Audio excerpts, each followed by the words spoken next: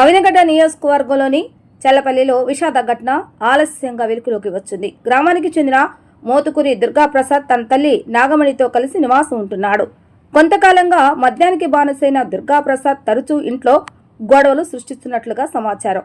సోమవారం రాత్రి మద్యం మత్తులో ఇంటికి వచ్చి మరోసారి గొడవకు దిగటంతో ఆగ్రహానికి గురైన తల్లి నాగమణి ఇనుపరాటతో అతని తలపై బలంగా కొట్టింది.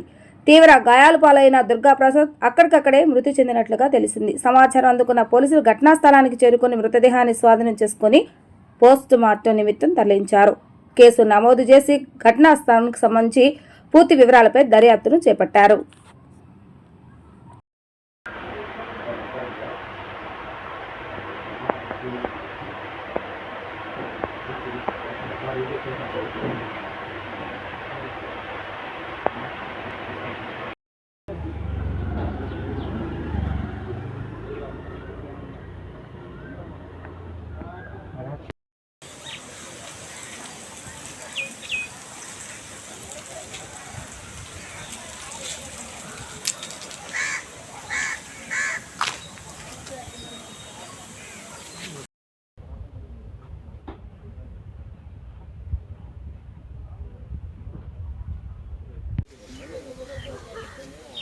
పదిన్నర దాకా బాగా మమ్మల్ని అందరూ కలిసి కూర్చున్నారండి.